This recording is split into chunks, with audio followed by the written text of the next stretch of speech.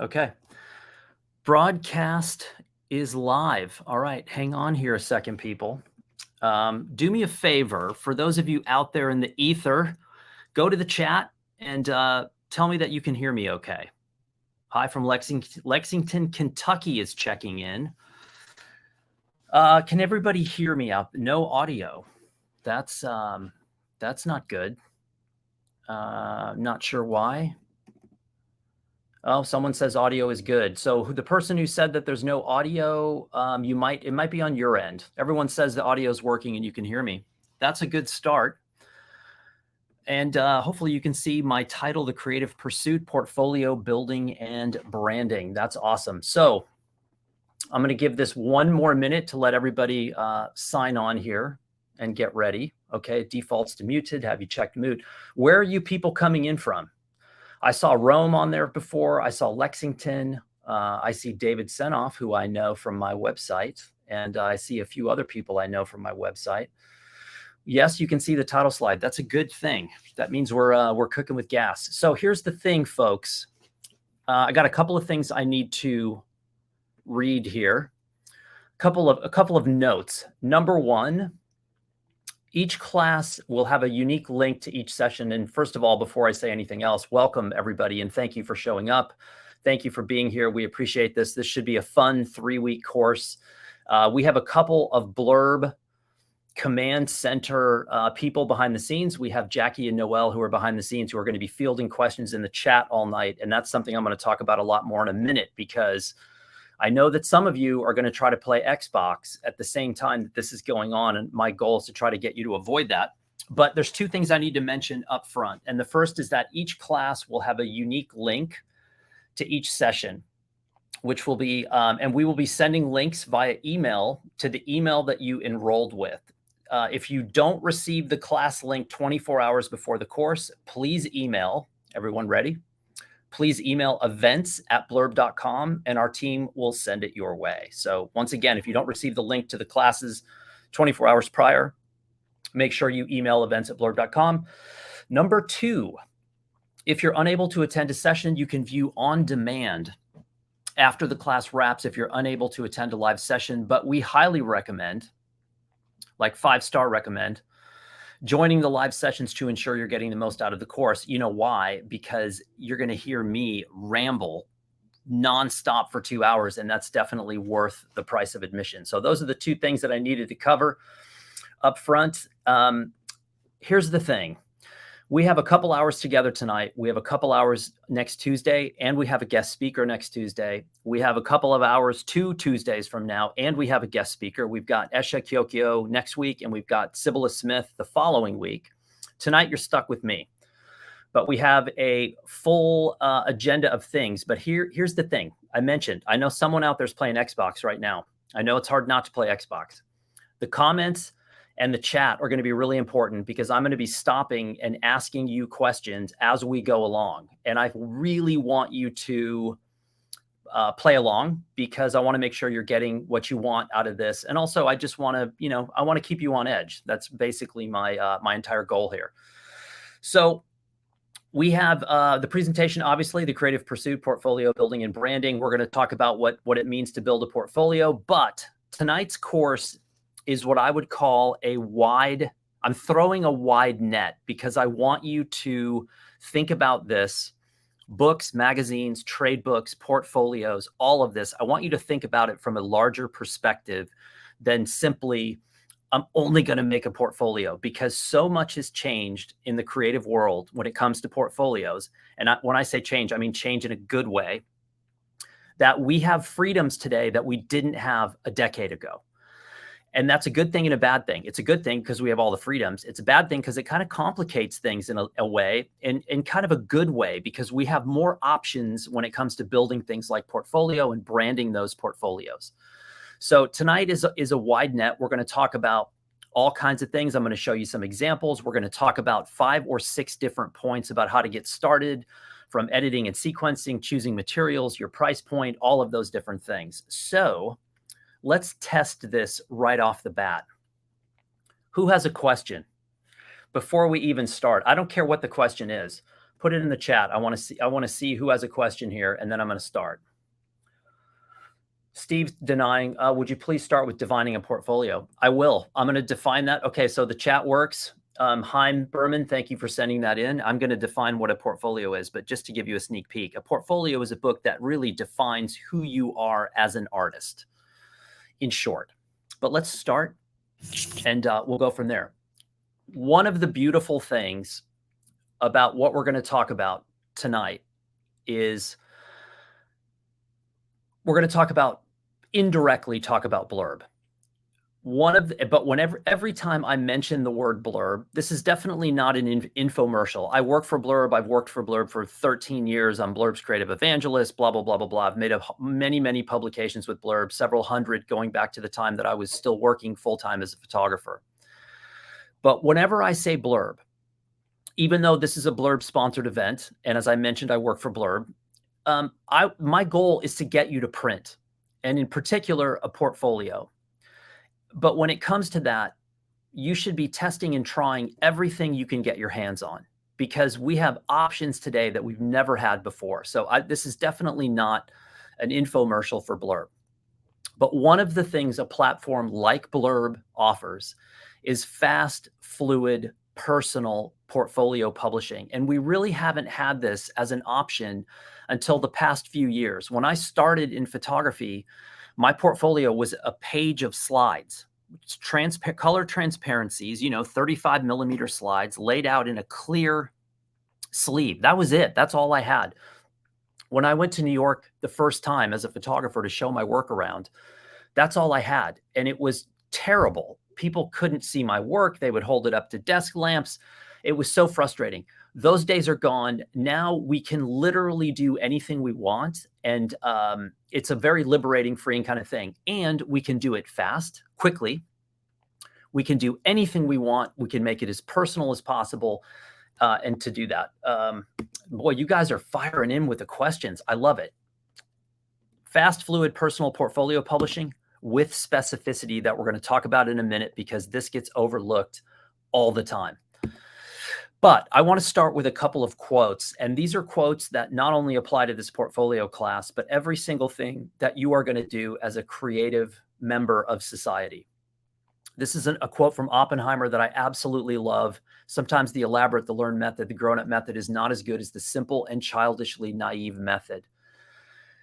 I spent most of my career, photography career, thinking about books and portfolios and magazines through the filter of the education that I got as a photographer, which was very classic, traditional education. When it came to books, I was supposed to make a monograph. The monograph had to have a very serious foreword written by some serious person. The book had to be big. It had to have a hardcover. It had to be expensive. It had to be treated like a Fabergé egg. Everybody wanted it, but they were terrified to leave it on the counter. And I lived under that for a long, long time. And in about 2007, I made a book that really blew all of that out of the water. And I realized that I had been missing the point for a long, long time. The book I made in 2007 was trivial in a way. It was fun. It was informal. And it had immediate success and really got me to rethink everything I was doing. And so I think a quote like this from Oppenheimer is really important.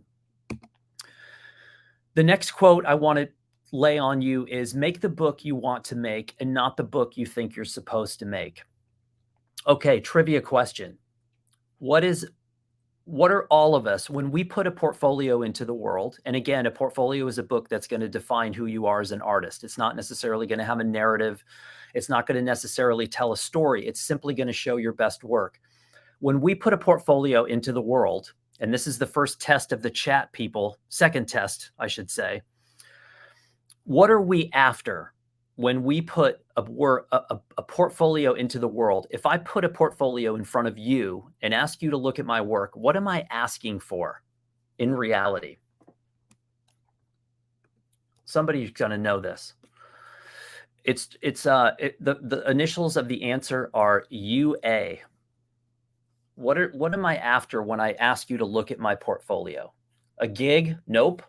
It's even before the gig. Criticism? Yes, but it's even before that. Attention, Steve, you nailed it. I'm looking for undivided attention. I want you to just focus on the book. And to get that undivided attention in a world that's really dominated now by the mobile phone, we all have phones, we're all on them all the time. I know that some of you are probably on your phone right now. You're going to deny it in the chat, but I can feel it through the screen. If you make the book you think you're supposed to make, you're not going to get undivided attention. I can almost guarantee it. But if you make the book that has some burning desire that you have inside, that you translate onto the printed page, that has a chance of getting undivided attention. And that's really what we're after here.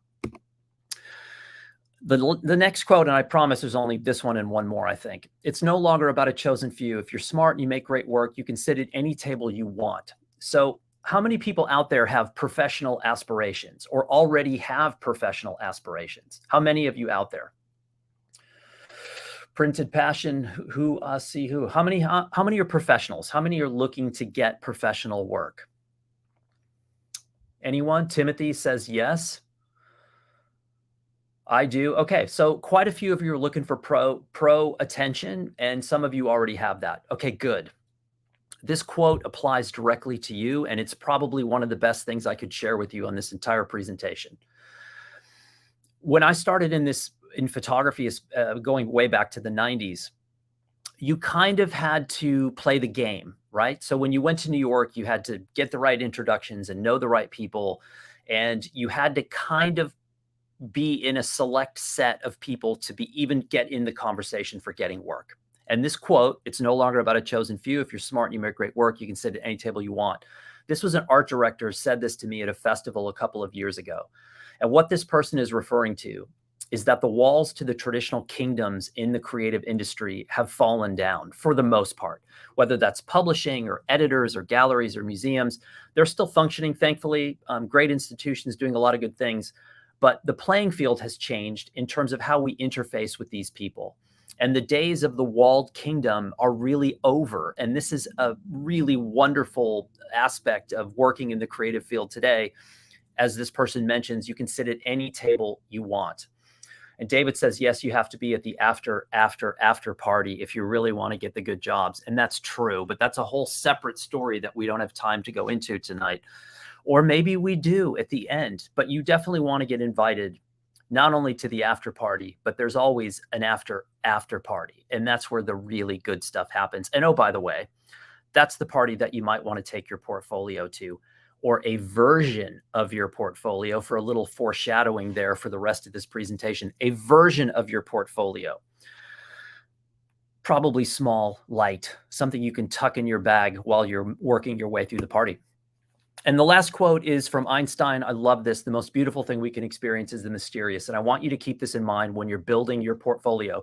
The second session of this class is really where we start to do the nuts and bolts of opening up Blurb software and really starting to edit. Tonight, we're going to throw this wide net. I'm going to show you a bunch of examples. Then we're going to do a software demo. The second class is where we really start to build. And when we start to build, and I give you your homework assignment tonight, I want this Einstein quote to be etched into your brain. In fact, maybe you want to write it down, all caps, by the way, and maybe print it out and hang it over your desk. It's a good thing to have because, again, this speaks to making the book you want. Each one of you is unique. Whether you want to believe it or not, you are. You are as unique as your fingerprint, and your work should be as well. That should be as reflective as you can of who you are as an individual. And if you can err on the side of mysterious, it helps to get undivided attention. I have to say, I'm impressed. The chat is on fire. And normally the chat, I can hear the crickets in the chat. So I don't know, did people have caffeine or is it, I don't know what's happening, but it's good. Okay. The first thing we have to do here is a little housekeeping, and we've got to talk about software, because if you are, at the end of this class, you're going to get a code from Blurb. You're going to be able to get a code to make a book through Blurb, a portfolio through Blurb. We need to talk a little bit about software. This is not exactly the sexiest part of the presentation. This is not super exciting. It's just something we have to do. So the good thing about Blurb is you have a ton of choices. And one of the challenging things about Blurb is you have a ton of choices, but I'm going to cut through those choices tonight and help you design what to do here. Decide what to do. The first software option that you have at Blurb is Bookwright, and that's what we're going to demo later. And Bookwright is the free standalone software that comes with Blurb.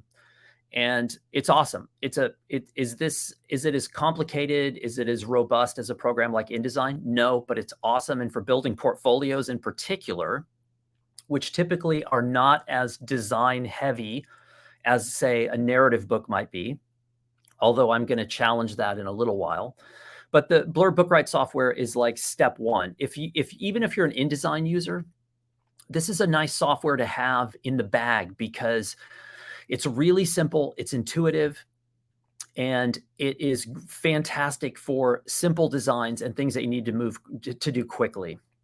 So that's the first option. The second option, and I can see people talking about this already in the chat, is Blurb makes a plugin for Adobe InDesign. Thankfully, because Luddites like me can use Adobe InDesign now because I have a plugin. And for those of you who don't know what a plugin is, it's basically just a translation device between Blurb and Adobe InDesign. Adobe InDesign is the industry standard for publication design. Every book designer that I know is in Adobe InDesign all day long. What the Blurb software does is connect with Adobe InDesign and allow you to fabricate a Blurb document, the cover document and the body document. And no matter what you do to that document, make changes, add pages, take pages away, it automatically makes adjustments and allows you to run the document through a PDF checker before you upload. It's a fantastic plugin, and it's free, by the way. And it works wonderfully. And again, it allows people like me to use InDesign, which is a miracle of sorts. We also allow you to upload a PDF. If you already have an existing PDF, you can upload PDF to book. I'm not a geek, but geeks tell me that this is an amazing PDF to book uploader. So, and I've talked to a million people who've used it. It works really well. But again, tonight we're going to be focusing on Bookwright. And the last option here that I want to talk about is Lightroom, because I would say 80%, maybe 85% of the photographer types that I know are using Lightroom. Occasionally I'm seeing Capture One now from time to time, but Lightroom is still sort of the most popular imaging software that I find. And the book module links directly to Blurb. This is also not a bad option for portfolios. The Lightroom Blurb book module is what I would call streamlined. It's a very simple program that is incredibly efficient because it allows you to work on your images and make a book in the same piece of software without exiting that software to do adjustments in another program. So anytime you're working with your imagery or anytime you're making books, the word efficiency should be floating around in the back of your head, because we should be as efficient as humanly possible on the computer so that as creatives, we can be in the field making more work. And so the Blurb Lightroom, if you haven't used it, it's awesome. Go to the book module, you're directly connected, and it works pretty well.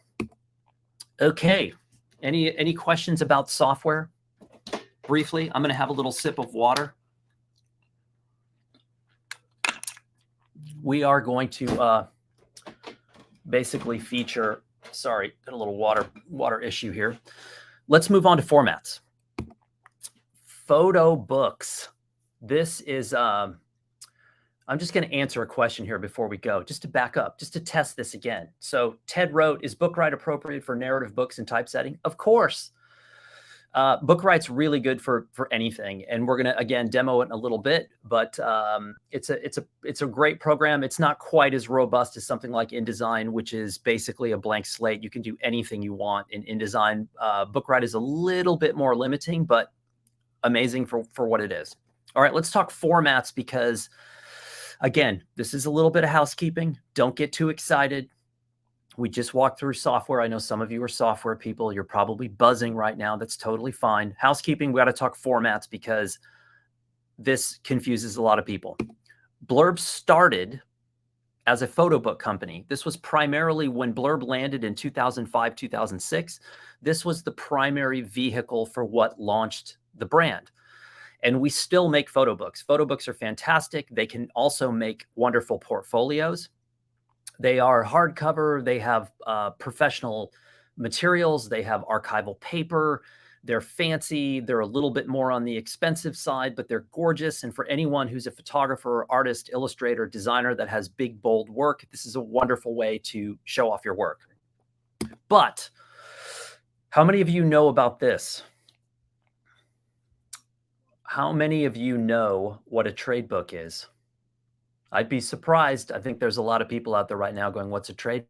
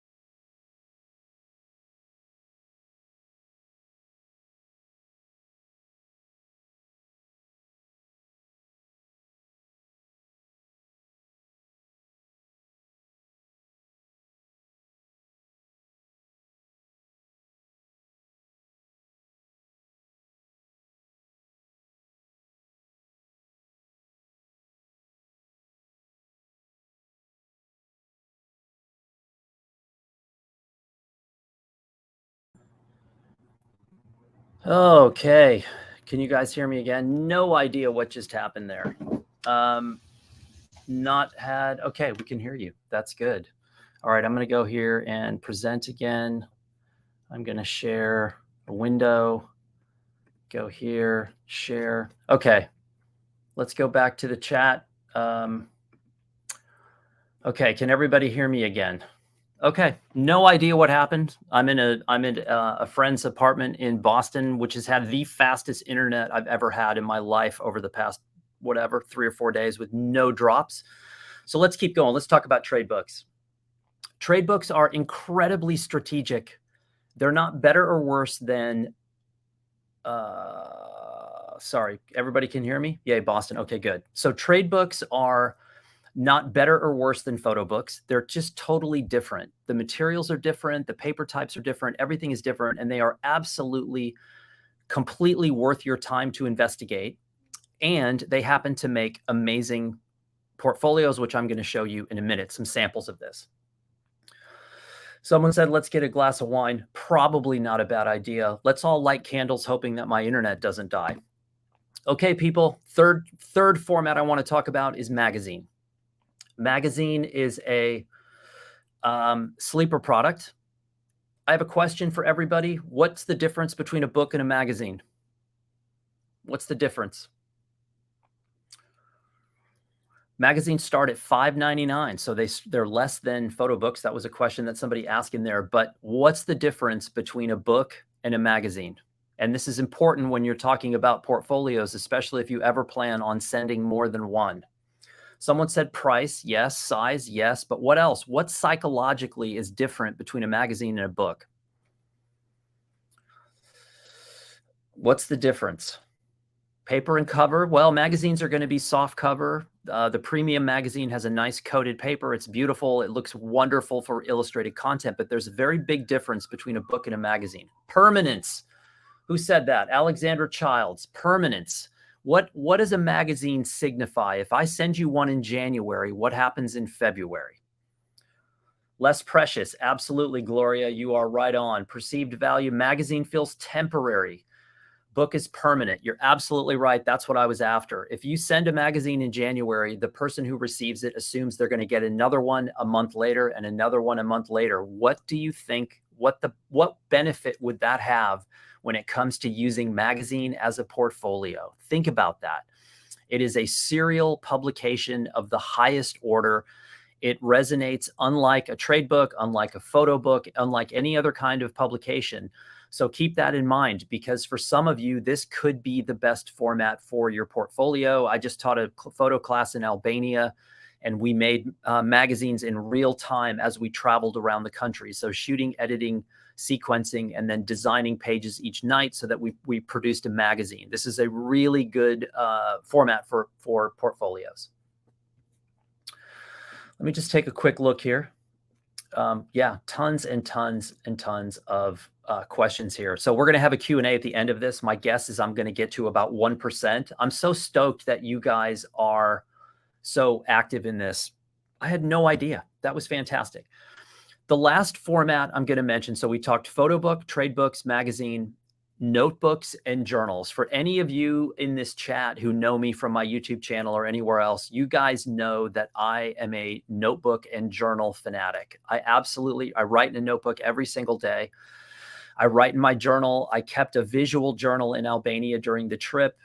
I think journaling is an amazing way to improve your bookmaking skills, and Blurb offers a specific notebook and journal, which you can find under its own native tab on the website. This is an incredible tool. You can fill a notebook or a journal with your own work, and you can mix and match pages of grid spot. You can do lined pages, blank pages. You can change anything you want.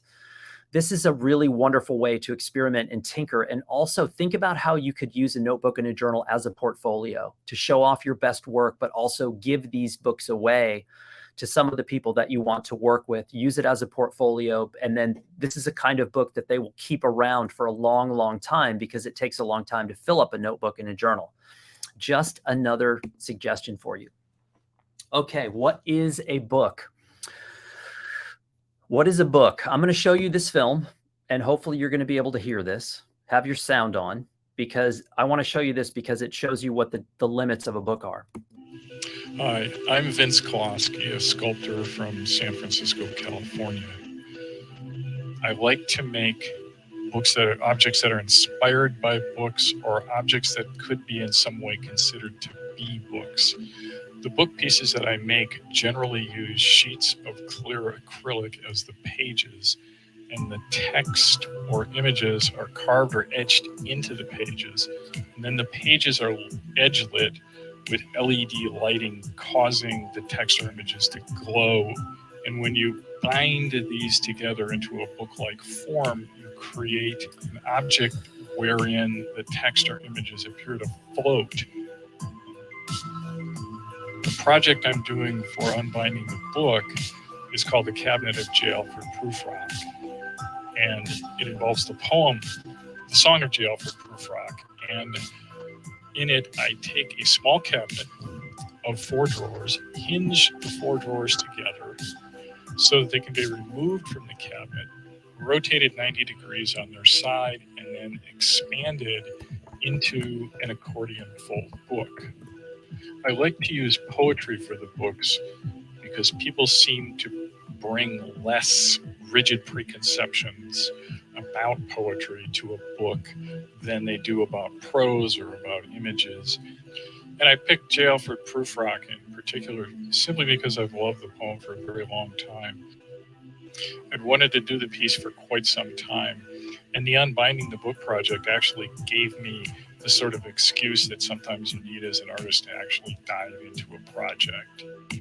So how amazing is that? Vince is a perfect example of a book artist, And so this is a subculture of people that I didn't even know existed until a few years ago. There are people like Vince all over the world that are pushing the boundaries and pushing the limits of what a book can actually be.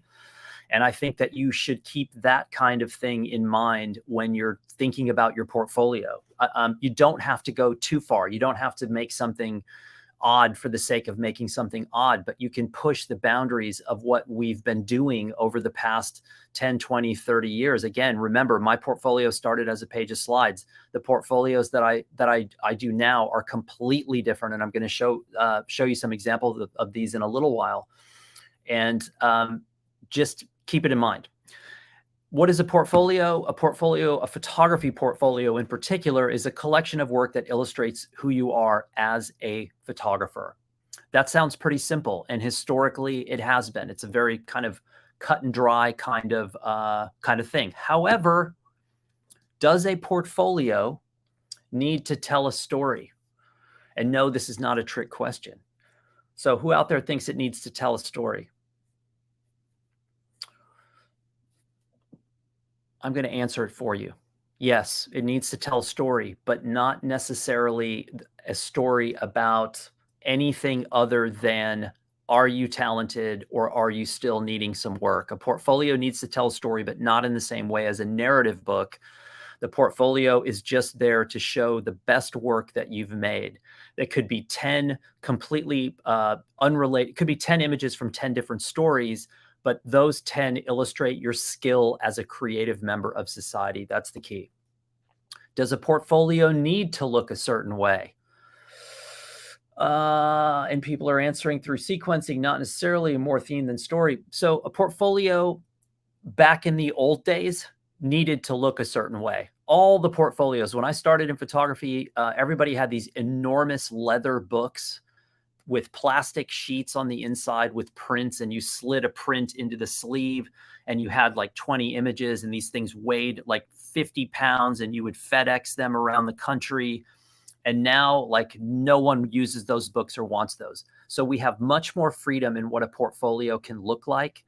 And it doesn't need to look any particular way these days, which is, I have to say, very liberating. 1975 versus 2003.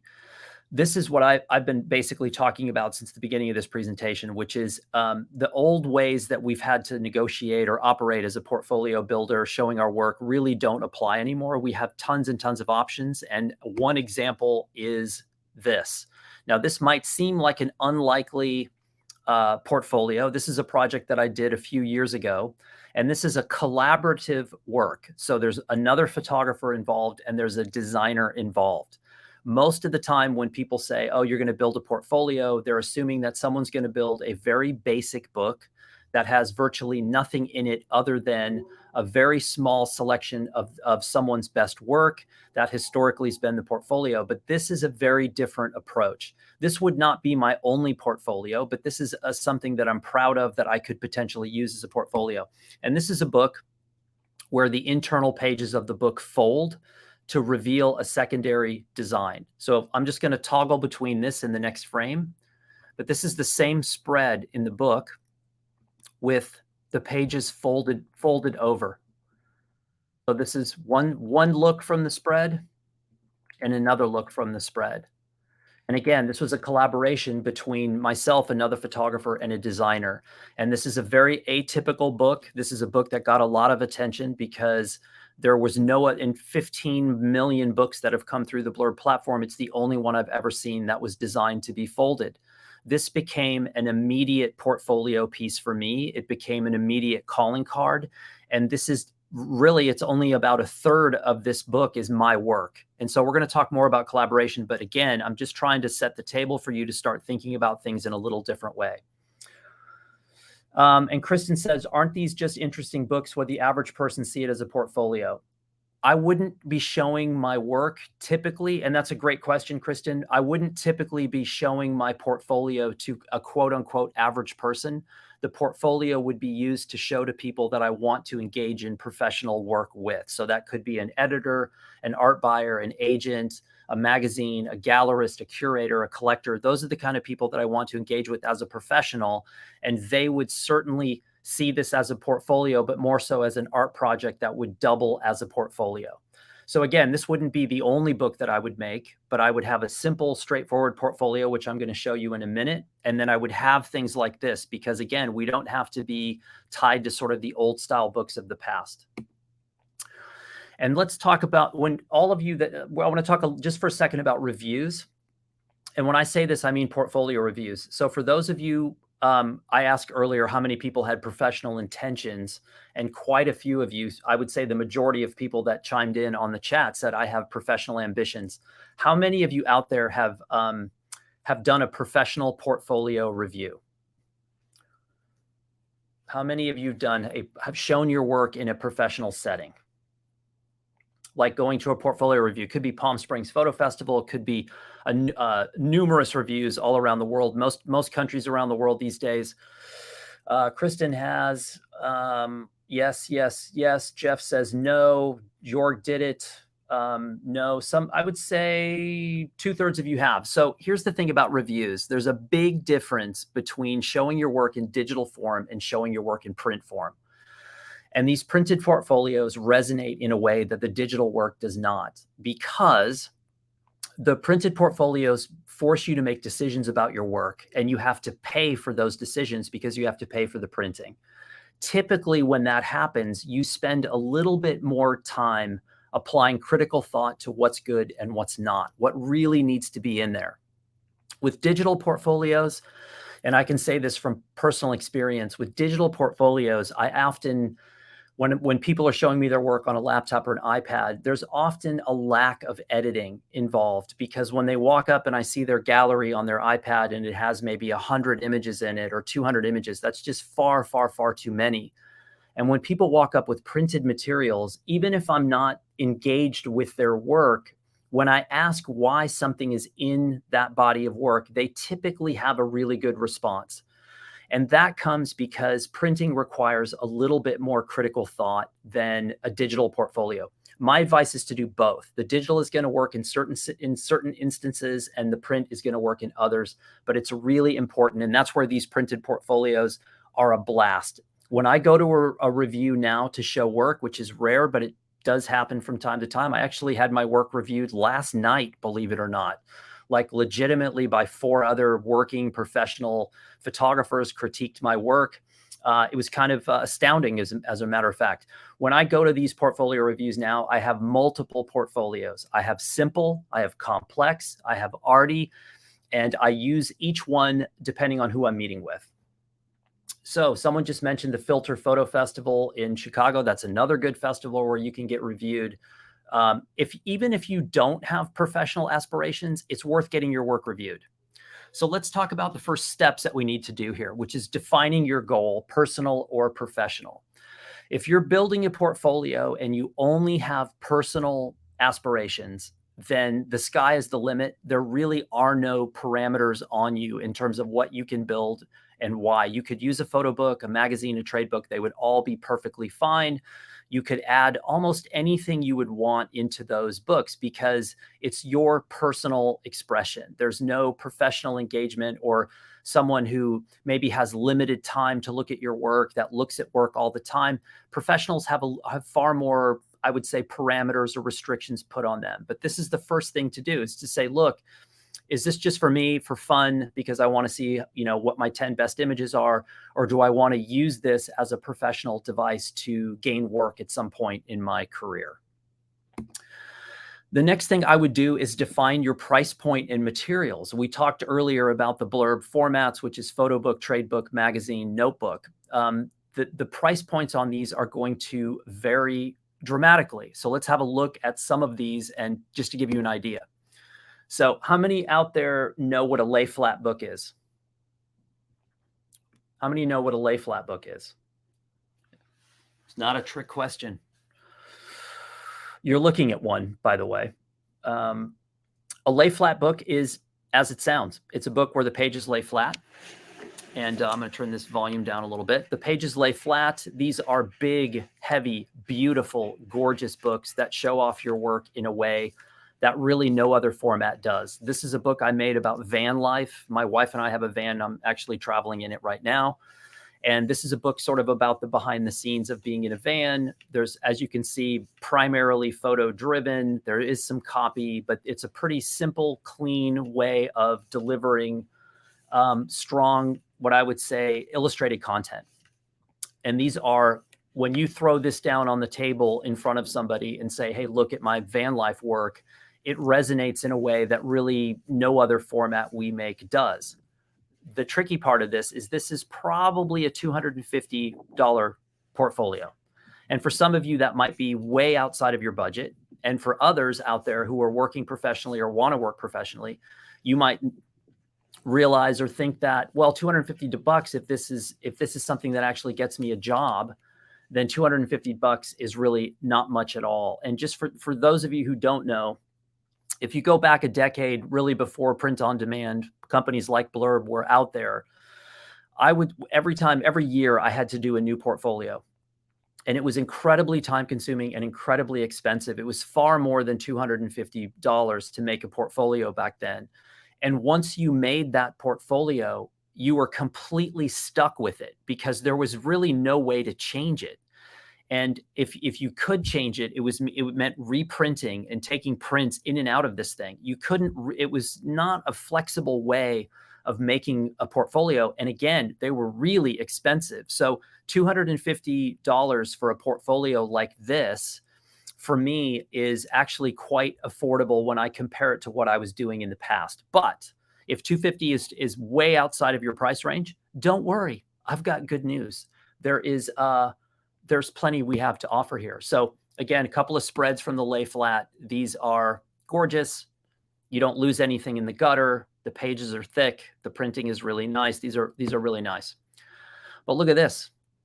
How about a $10 price point? These are Blurb trade books. This is a little magazine series that I do called Essay, which is a tribute to the original Life magazine, which was important in me becoming a photographer way back in the day. And these are soft cover 6x9 trade books. And for those of you who asked earlier, someone asked, they were a little confused about what a trade book is. This is just one of the formats that Blurb offers. It's different from a photo book. I would call it a little bit less formal. It's also a lot less expensive. The materials are different. And it is absolutely worth your time to explore what a trade book is. These are very sellable products. They're, again, priced very competitively. I love the way these look. They're a little bit more lo-fi, a little bit less formal than a photo book. Again, one is not better than the other. They're just totally different. But look at the price point. These are very inexpensive things. And, these are 4 issues of the magazine that I've done so far. And that's a nice little portfolio to have. This is what I would call a portfolio set that I would use. I use these as leave behinds. I mail these to people, and they're not costing me a lot. This is how insides of these will look. Really beautiful printing, really simple. This is a magazine portfolio that I have. Again, really beautiful, really simple, affordable. And we can even go further down. This is a Blurb's sister company, MagCloud, and this is a format called a MagCloud Digest. And these are even less expensive, landscape format, multiple formats here that are very, very affordable. And the point with all this is that whatever your price point is, you can find something that matches what it is you want to do. These are even less. These are smaller 8-page MagCloud Digests, which are very, very inexpensive. You have tons and tons of options when it comes to choosing a format that fits your budget. And also think about the fact that if you're making one portfolio or you want to make a smaller, less expensive portfolio, but you print more copies of it. So if you want to send out 10 or 20 portfolios, you could print something like a Blurb trade book, a Blurb magazine, as opposed to printing one large book. I think the intelligent creative is typically using all of these formats at one time or another. So I typically have 2 or 3 different kinds of portfolios floating around at all times. And then occasionally, if I need something big like the van life portfolio, I'll take my time and do a Layflat book.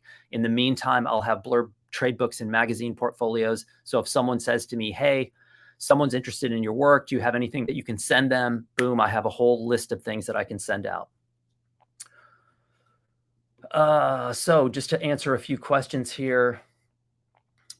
All the trade books have a shiny cover. A lot of other books have a flat cover. Will Blurb ever have that? We do have matte covers on certain products, like the photo books have a image wrap cover, which is much more matte. The trade books do have a gloss cover, as does the magazine. And whether or not we will have matte covers in the future, not entirely sure, but just remember one thing. I love matte as well. I love matte covers on everything, but matte covers do not wear like gloss covers. So if you're sending something out into the world, like a portfolio, and you think it's going to change hands multiple times, just realize that a matte cover will show wear very quickly as opposed to a gloss cover. So there's love-hate relationships with these, both matte covers and gloss covers. And so you have to keep that in mind. The next step I want to talk about is editing. So we've chosen our software, we've chosen a format, we've chosen our price point. We're now going to start to build for what works for our budget and sort of what vision we have of what kind of portfolio we want. And now we need to talk about editing. Get a second opinion. So for those of you out there, especially those who are looking to do professional work, we fall in love with our own work.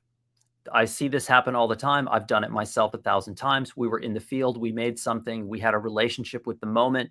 That moment sort of clouds that relationship, that experience clouds our judgment, makes us think that something is actually better than it is. And that's where a really good friend comes in. Get a second opinion on your work before you make that final printing decision. Just ask a friend, ask another photographer, designer, illustrator, whatever field that you're in, and say, hey, do me a favor, just put a second set of eyeballs on this and tell me if I'm in the right direction. That's, everybody needs a confidant. Everybody needs a mentor at some point, and that's where a second set of eyes can come in. Join a photo book crit group. That's exactly what I did last night when I said that I had my work reviewed. That's a really good idea. I think having your work critiqued on a regular basis is a good thing. And I just want to tell you a really short story. I have a friend in LA who is, she was a very important person in the professional photography world. She was an agent. She was a consultant. She ran one of the big commercial photo book advertising centers, and she happened to be a friend. We never worked together. We were just friends. She was a bigwig. I was a nobody. She came over to my house one day and saw a body of work on my light table and said, I think I'm going to edit this for you. And as I started to say something to her, she turned around and looked at me and said, I'm not your friend right now. I'm your editor. And when I'm done editing, I will return to being your friend, but I'm not your friend right now. And that really stuck with me. And that's what I'm saying when I'm talking about getting a second opinion and getting somebody else's eyes on your work. That's a really important thing. When it comes to editing, less is more. This is absolutely critical when it comes to building a portfolio in particular. Remember, a portfolio typically has no fat. There's no extraneous material. Just as an example, this is the work that I got critiqued last night. These are all 4 images from the same event, the same story, and they're all 4 hand-related photographs.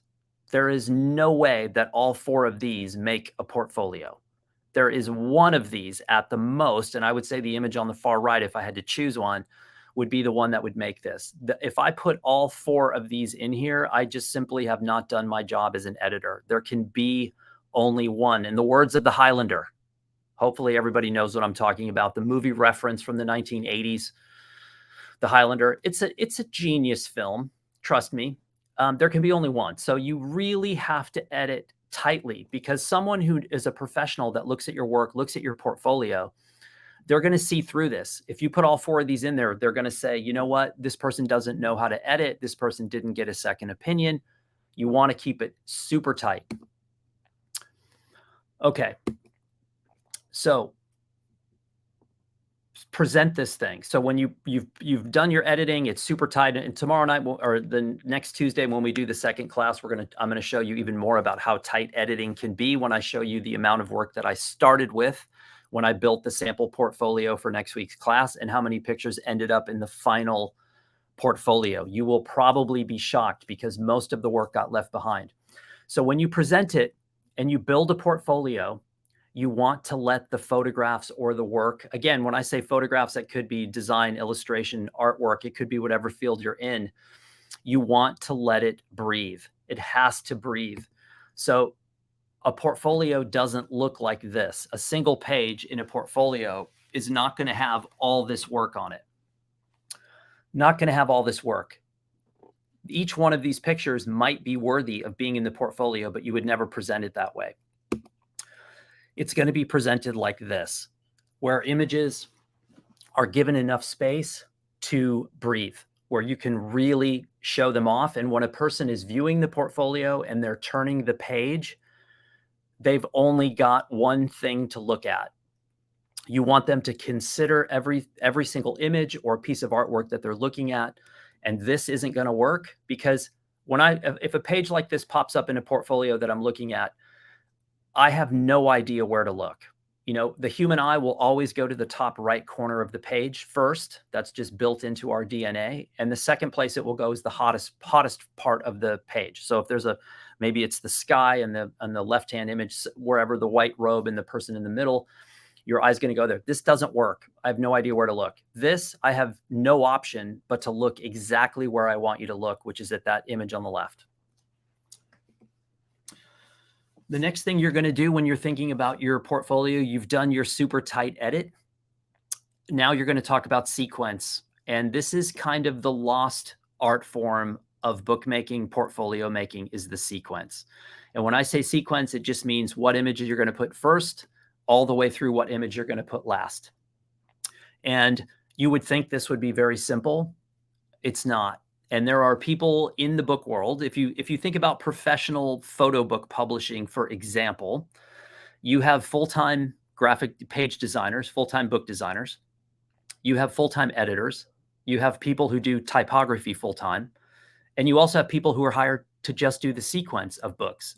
So each one of those things that we've talked about is a specific field. So if you've never done this before, just know that this is going to take some practice, and that sequencing to me is one of the most entertaining, one of the most fun parts of it, because it really is what allows the viewer to go on the ride that you want them to go on. This is the arc of the story, the arc of your portfolio, what you're trying to get across is like this. So Steve asked, what about pairing images on spreads? You can do that as well. There's nothing wrong with pairing images on spreads. You just want to make sure that you don't do that too often, and those images have to be sequenced together for a specific reason. So you don't want to put two images that aren't really connected visually on pages next to one another. You want, if they're not connected visually, break them out onto their own pages. And remember, Steve, that when you're talking about a portfolio, you're not going to put 100 images in a portfolio. You're going to put 20 to 25 images. And that's going to be enough for someone to tell at what level you are right now. You know, they may look at it and say, you're good to go. I would love to work with you. Or they may say, you know what, you've got a little bit of work to do. Come back to me in a year. But that 20 to 25 pictures is going to be plenty. Just to give you an example. So just a little 3-slide sample. So this is the same project, the same work that I got critiqued last night. The image on the left is a landscape image. I am not a landscape photographer. If I start this with that, I've got problems, because the second image is what I would call an image that is visually representative of who I am as a photographer. These are Italian Catholics. These are actually Catholics in Sicily. I went to Sicily for 4 years in a row, documenting the Easter processions that would happen. And then the third image on the right is also from the same story. And the third image is basically a portrait. This guy's looking right at me. It's very mysterious. It's very eerie. It's very simple, easy to read photograph. But if I start with this image on the left, we're talking about sequence now. If you open a book and you see that first image and it's a landscape, it's going to basically, in a lot of ways, make you think that you're going to see a book of landscape photography. And I'm not a landscape photographer. So this would be the wrong sequence for me to start with.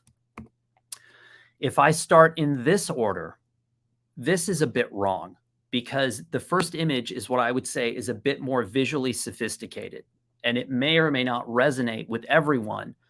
It may resonate more with photographer types or creative types, but it may not register with people who are just, non-creative industry people who are looking at a book of photography. So this to me is not the right order. This is the order that makes sense. This is a good sequence. Why? Because the image on the left is a simple, fast, powerful, easy read. When I put this up in slideshows and I ask people to give me single word definitions of that image on the left. I get mysterious, I get eerie, I get dramatic, I get impactful, I get powerful. That's what you want in your first image in a sequence. The second image, the landscape, is a scene setter. It shows a city built on a hilltop. That's not something we do in the United States. This is giving you a sense of place, that this is not in the US, this is somewhere else. In this case, it's Sicily. And then image 3 is the representation of me as a photographer. So I'm hitting you with something simple and clean. I'm giving you a second image that tells you where you are. And then the third image is, this is who I am as a photographer. This is called good sequencing. This is bad sequencing, bad sequencing. All it takes is one image in the wrong place, and it can really dramatically impact your the effectiveness of your portfolio. So Kristen says, why include the landscape if you're not a landscape photographer? Because, Kristen, I'm telling a story and I need to set a sense of place. That's why I'm showing a landscape. Okay, specify. So this is, let's see, we've talked about editing, sequencing, presenting, giving it space, and now we're talking about specificity.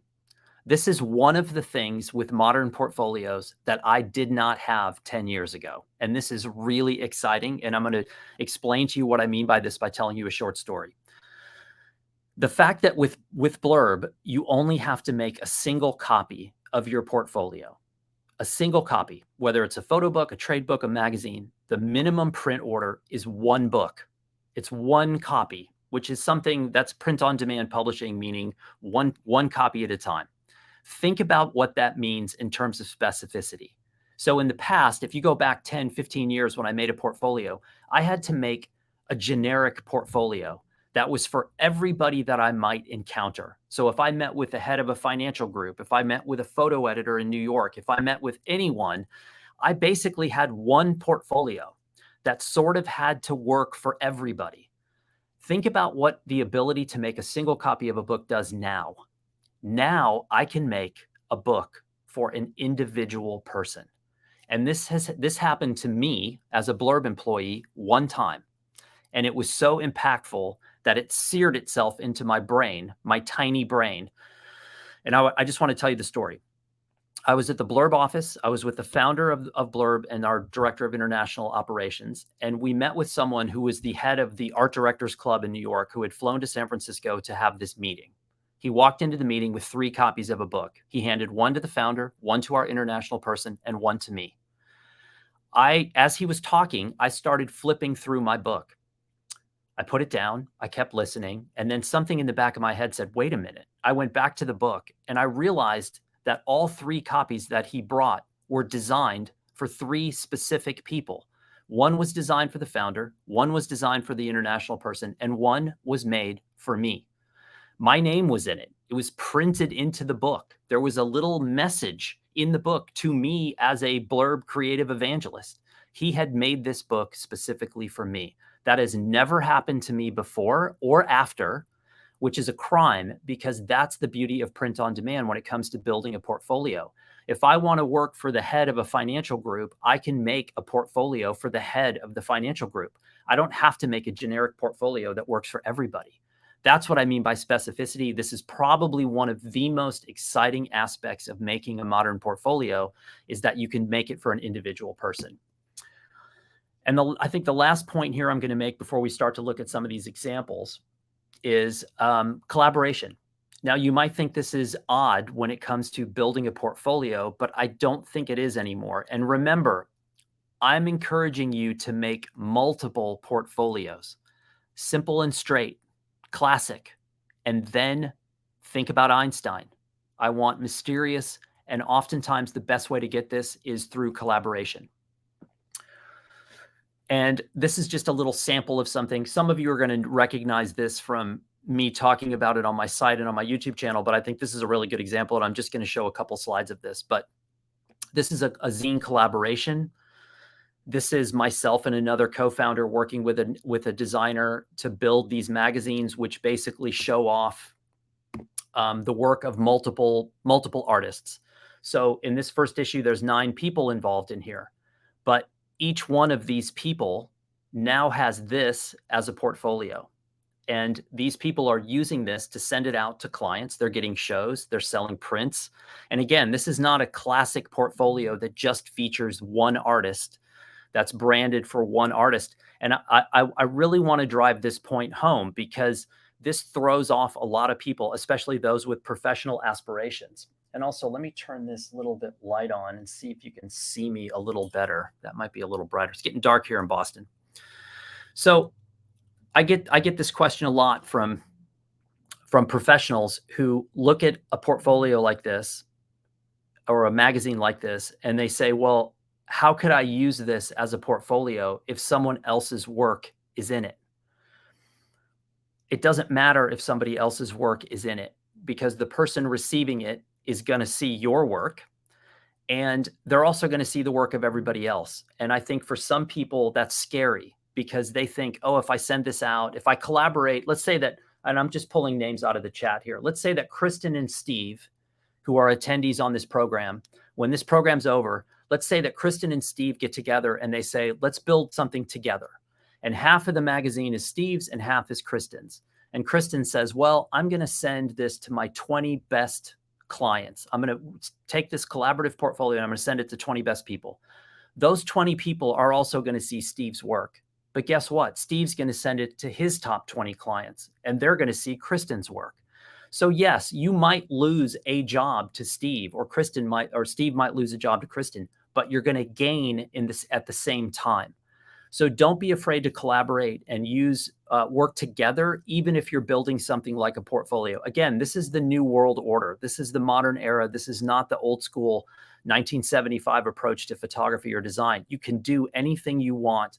And I can tell you with 100% certainty that people in this magazine got museum shows, they sold prints, they had really, someone won the American Travel Writers Gold Award for Best Illustrated Narrative for submitting this as a portfolio. So again, I'm trying to get you to think a little bit outside the box, a little differently, and have fun. Let's look at some samples now, and before we get to the software demo. So the work I just showed, the stuff from Sicily, this was the first portfolio that I made from this work, which is pretty simple. This was a hardcover Blurb photo book, 7x7. And I took off the dust jacket because I just liked the black linen cover. It was super simple. And okay, here's a little wrinkle question for you. What happens if you walked into my house and you just saw this sitting on the coffee table with nothing on the cover? Just black linen. That's all it is. My guess is that you might be intrigued and pick it up and open it. So that's a little hint about, again, mysterious, about not showing all your cards. But this is a very simple book. This is a portfolio. You could also call this a catalog. This is what I would call a classic portfolio. I have a title. I have a very simple book. I have a single image on a page. There's nowhere to look other than what I want you to look at. Okay, this is not a thick book. I'm only showing like 20, 25, maybe 30 images total in this book. And there, by the way, in this entire series of work, there were over 50 pictures in the project. So I'm cutting those way down because I know that as a portfolio, it needs to be simple and fast and easy to read. Steve, this is about pairing images on a page. I can do that. And all you're seeing at the bottom is a numeric value, an image with a number, an image with a number, an image with a number. I just want people to look at the pictures. And then in the back, there's an index that corresponds with those numbers. This is about as simple as you're going to get. I love books like this. I think that there is always an application for this. This is a very simple design. This is something you can do in Bookwright very easily. And it's a very strategic thing, and it's not expensive. You're not going to spend a lot of money putting this thing together. Now let's look at something a little fancier. This is not mine. This is a magazine, a magazine about Hanoi by another photographer. And to me, this is absolutely gorgeous and a beautiful way of presenting work. Look at the sophistication of the design. Look at the branding. Look at the color. And look at this. So this is a photographer that's telling you a story and showing the best work. So this is a classic magazine as portfolio kind of thing. You've got a really nice design element. You've got great use of typography. And then basically you have pages where the photographer is saying, look, this is my best work. This is an image. I just want you to look at this. Look how simple and clean. Judge me as a photographer just by looking at these images. So this is what I would say is a little more visually sophisticated publication. But again, it's a great thing to have in balance with some of the more basic publications. This was my one of the first portfolios I ever did. This is a magazine format. This is basically a Blurb magazine. And this was all the portfolio work that I had done with Leica cameras. So this was a very specific portfolio. And this is the reason why you're seeing this one, which is completely and utterly beat up, is this is the first copy of the magazine. This is from 2006 or 7 was when I built this as a portfolio. I'd been a Leica shooter for my entire career. And I wanted to build a portfolio that really showed off the work that I had done with this camera system for whatever reason. At the time, I thought that was a genius move. I'm not really sure why, but I built this portfolio. And it was basically just the work that I had done with the Leica camera. And this is the first issue, which is completely beat up. And I still have it and I love it because it's completely fallen apart. It's been through so many different hands. And again, this is a magazine format that's available to anyone. It's 8.5 by 11. It's beautiful. The printing is great. It's a large size. It's inexpensive. I was able to write sort of my philosophy about photography. I wrote an introduction to who I was and about what kind of photography I wanted to do. And then I just showed off the photographs. Pretty simple, pretty clean. And I used this as a portfolio. In fact, I could still use this as a portfolio if I chose to do so.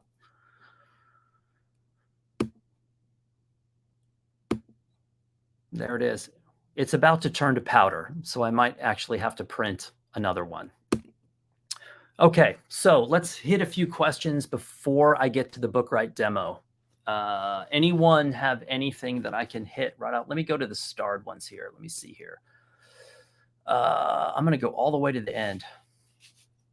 Are we talking about books only for photographers? No, absolutely not. Everything that you're looking at works equally well for illustration, design, art, graphic novels. I've seen all of these formats, paper types, all of this works for any kind of illustrated content or even written content.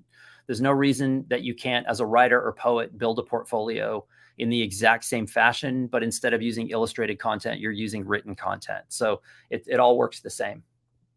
Okay, a couple more and then I'm going to demo. Let's see here.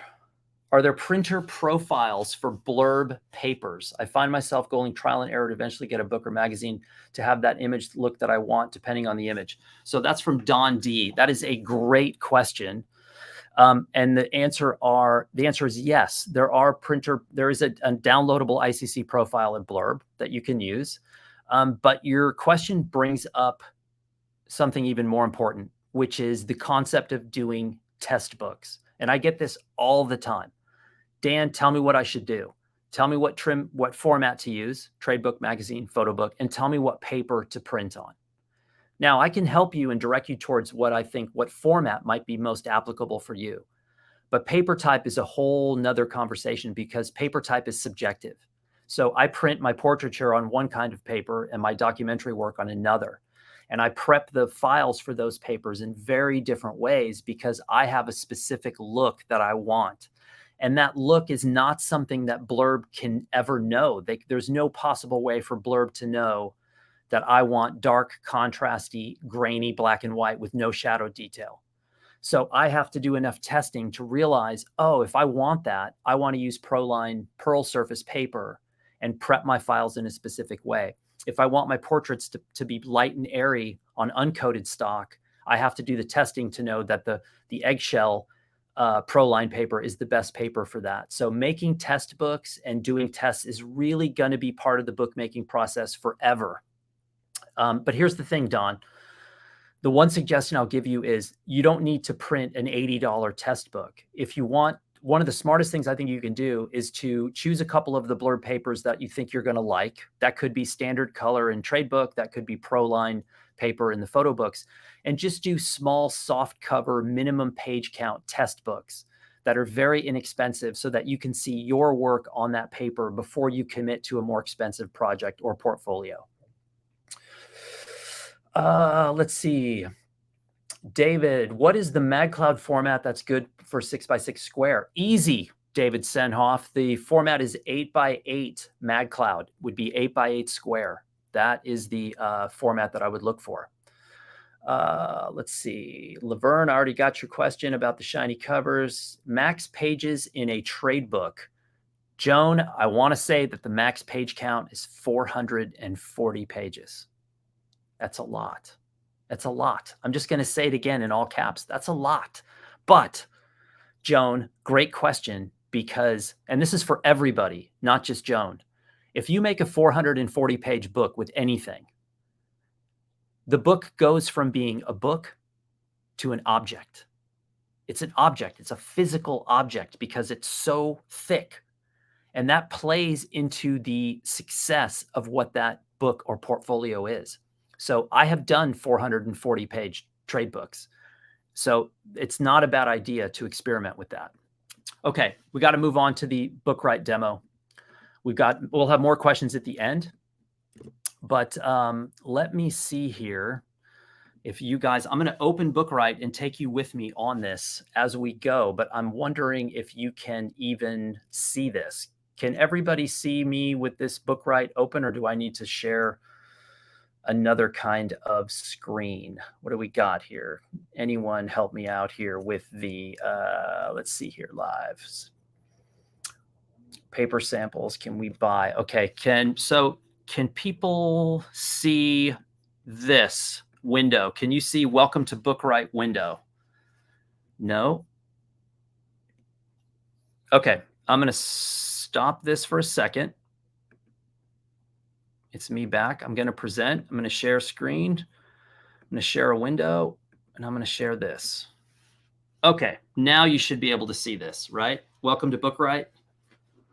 Everybody, somebody hit me in the chat. Can you see this? Create, welcome to Bookwright. Yes, okay, good. So this is the beginning of the Bookwright demo. When you open Bookwright, you are going to be greeted with this window. And this is where basically the command center. This is the beginning of the process where it's going to walk you through what it is you want to create. You'll see here that you can see some of the other books that I have going. This little Milnor portfolio Sicily, this is what we're going to be working with in the next class next Tuesday. This is a little portfolio I've already mocked up for your viewing pleasure. And this is an ongoing project that I have as well. So these are my existing projects, but I want to go up here right here, and I want to hit the create button. And the create button is going to bring up the secondary screen, which is going to ask me, what is it that I actually want to make? What do I want to design? Do I want a photo book, a Layflat book, a trade book, a magazine, or a notebook? And I say, just for the sake of the test, let's do a magazine, and let's do premium magazine, because I think this is a great portfolio piece. And I'm going to hit next. It's going to tell me what kind of paper I have here. It's going to say that it's soft cover. If you choose another format, like if you chose trade books, you're going to have way more paper choices. You're going to have hardcover, soft cover. You're going to have more cover types. But one of the beautiful things about magazine is that you don't really have many choices. This is it. All you have to do is get started on the design. So let me just move this over here. Cannot see it changing. Screen is not changing. So you can't see the welcome to Bookwright Premium Magazine. None of that.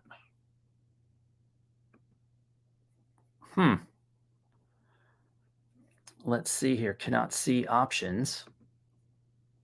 That is a bit odd. I'm not really sure why that would be. I'm sharing. That is.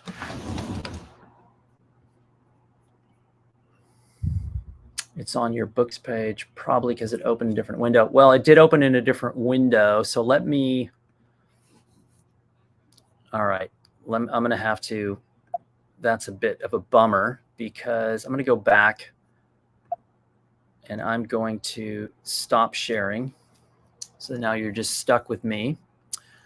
I'm going to present, share screen, and I'm going to share entire screen, which means I'm not going to be able to see the chat for a while, but I'll come back to you. First top left option. Well, folks, I tried to share the window, but every time that's opening up a secondary window, it's only showing the first window. So to get through the intro to the Bookwright software, there's 3 or 4 windows that pop up before you get to the main software interface. So that's what I'm trying to show. So I'm just going to do entire screen for a minute, drop out, and then I'll come back. Okay, hang on. Almost there. Don't worry. Okay. Now, can you see this? Premium magazine. Somebody let me know if you can see that. Can you guys see this page? Welcome to Bookwright, Premium Magazine. Okay, there we go. So we are designing a magazine, Premium.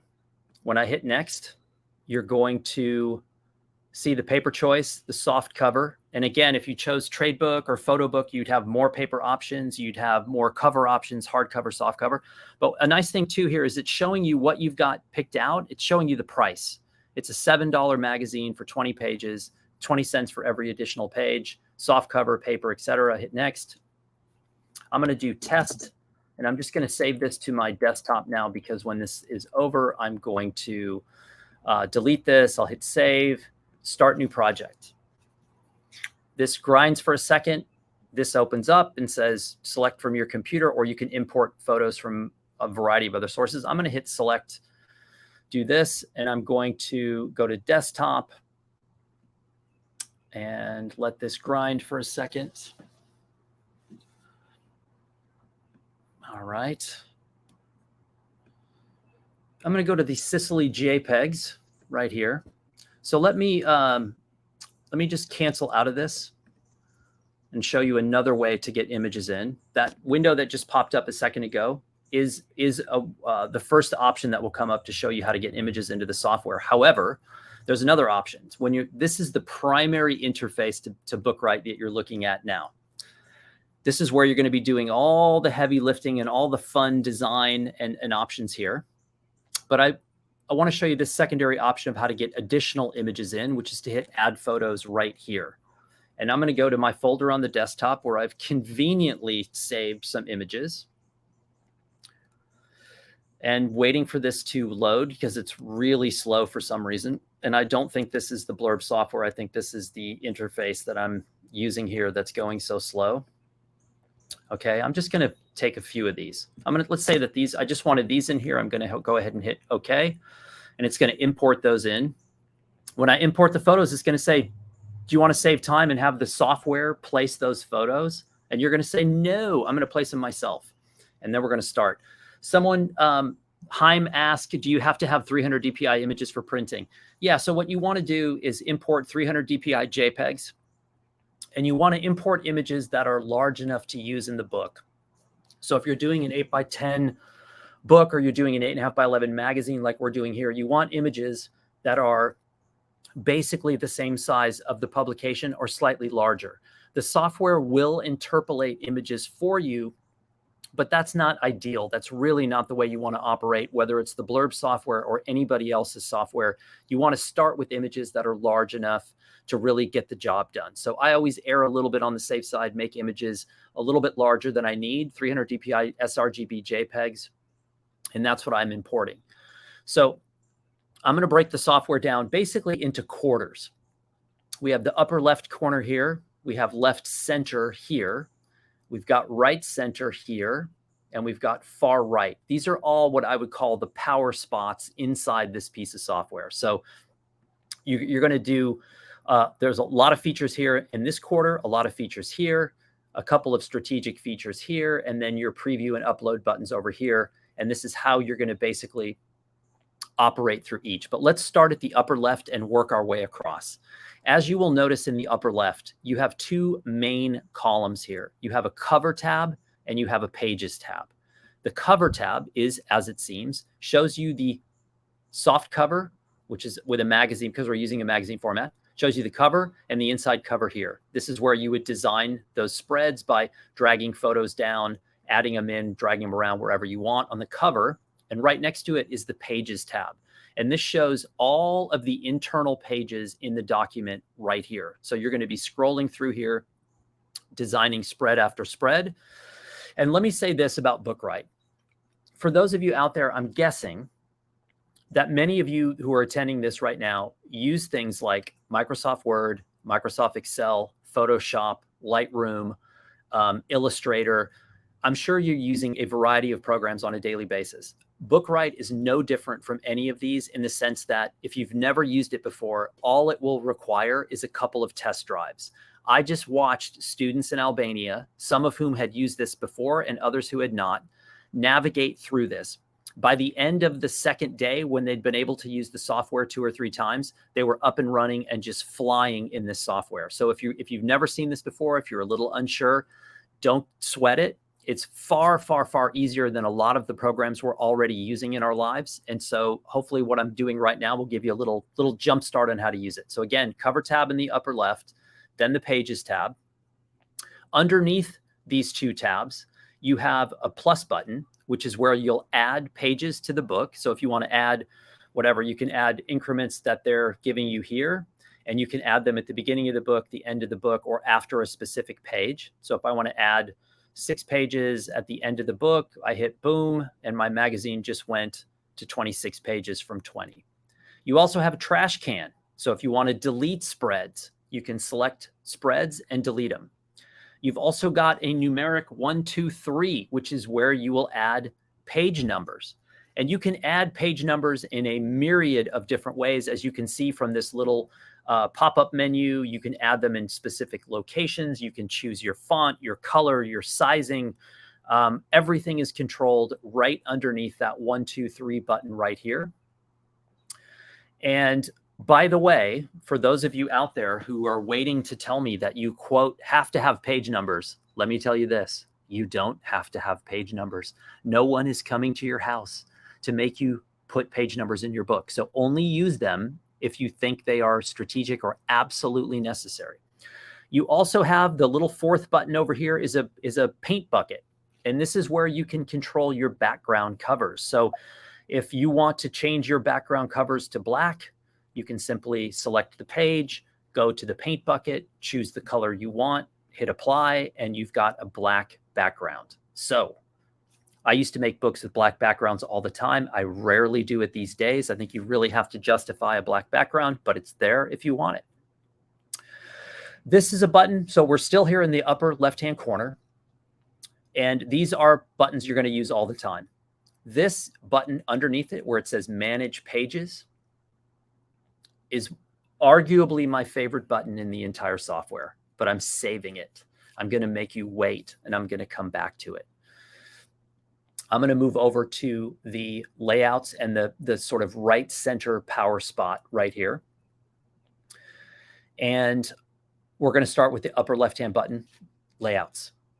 And this is when, let's say you're working on a spread like this, you've got a blank spread, you go to layouts, and you say, okay, what am I trying to do? This little drop-down menu right here is where you're going to find spread layouts. Let's say that you want to do a 4-way bleed and image across both pages. That's where you'd find it under spread. There's 1 photo layouts, 2 photo, you get my point, 3 photo. All of the existing templates are in this drop-down right here. So this is a really nice little thing to save you time. If you're looking, like one of the spreads I use a lot is this single image where I can drag it into the spread. And all I'm doing here when I decide that I've found something, a template that I want, is I'm just dragging it into the spread below. That's it. Then I can go back to a photograph and I can drag that into the same spread. And that's where you're finding it, is under the layouts tool. The next is your photo tool, photo tab. And that is where you see all the images existing that you've dragged into the software. There is one little modification here that I think is very helpful. You'll see that the image that I've already dragged into the spread has a little blue check mark by it. That's telling me when I look quickly across these images, it's telling me that I've already used that in the publication. But because I've already used it, I don't necessarily need to see it. I'd much rather eliminate that. So the only pictures up here I see are the ones I haven't used yet.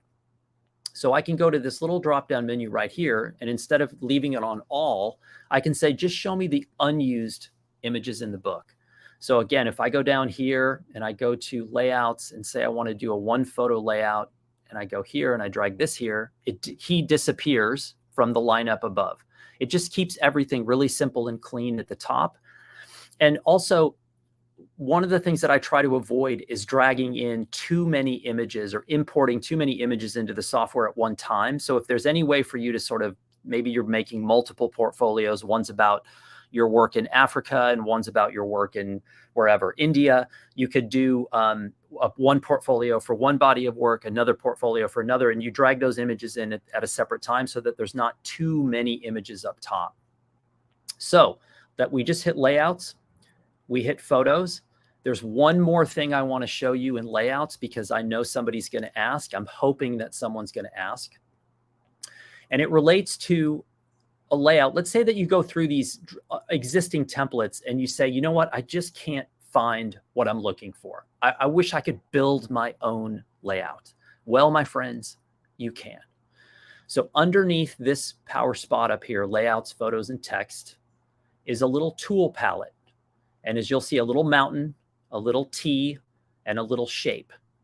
The mountain is your image container draw box. So if I click on that, I can come down here and I can draw my own image container.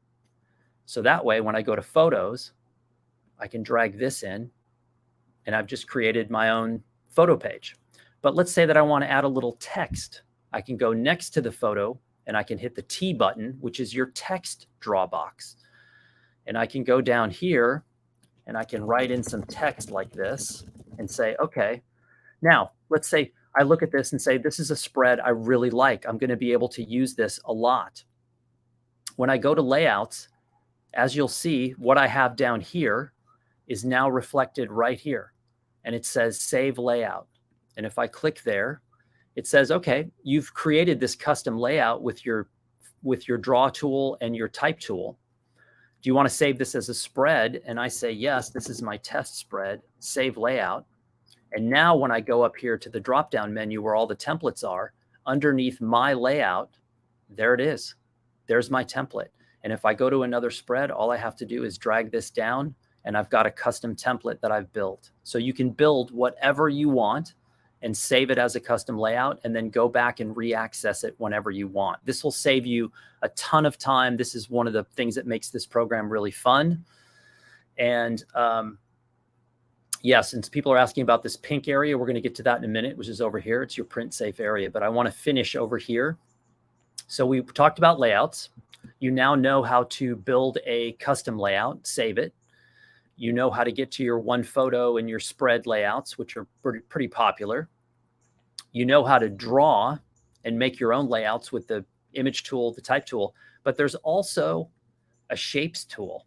And this is something I never thought I would use, and I use it all the time. So let's say you got a square, triangle, a circle. Let's take the circle. Click this. I can go down and I can draw a circle.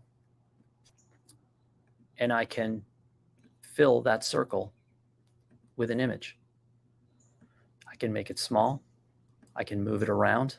I can put it anywhere I want. It's actually a kind of a nice little detail accent tool. I can also go back to the shapes tool and I can draw a line if I wanted for whatever reason. I just saw a portfolio that someone made using this tool yesterday that looked really beautiful. So these are where all the shape tools and your type and all those specific tools are right here. The last thing I'm going to talk about over here is the text files. And a text file allows you to bring in a text document. And the best text document to bring in is called an RTF file. So if you're working in Microsoft Word, when you go to save your document, you can save the document as an RTF file. And then right here, all you would do is you would hit add RTF files, and you hit this button, go to your desktop, find your RTF file, and import it. That allows you to bring in text. One of the things that you will notice, let's go back to here. If I click, I've just added this photo into my spread. If I click on that photo, it brings up a control box that allows me to really control what I'm doing with that image. So I can send it forward, I can bring it back, I can rotate it if I would want for any reason. I can flip it, add borders, styles, colors, and I can also, there's a button here that I think is very interesting that you should know about. It's a little buried in the software. You might look right past it. It's called Auto Image Adjust. Now watch this image when I hit this button. It's going to take a second because this is a big file and I'm on a slow computer. But look at what it did. Look at the difference between that original and that. That's pretty dramatic. And what this is doing, the Auto Image Adjust, is basically saying, this is how the software sees this image. This is how the software sees how this image would print really well. It's just basically saying, like, to me, this tells me that my original file is a little flat, a little dark, and a little muddy. That needs to have the midtones opened a little bit to get a little bit more light in there. If I go to this image and I click on it and I go down, it's going to pop this open just a little bit. See it? Boom. Now, you don't have to use that. This is just giving you a guide saying, you know what? It's telling me this image might print a little dark, so I have to keep that in mind. But again, anytime you click on an image, this is going to bring up your dialog box. The same thing applies when you click on a text box. If you click on the text box, up pops a dialog window, and this is where you control everything from your typeface to the color, the type size, bold, italic, characters, your alignment, your indents, your size. You can transform type. You can put outlines on it.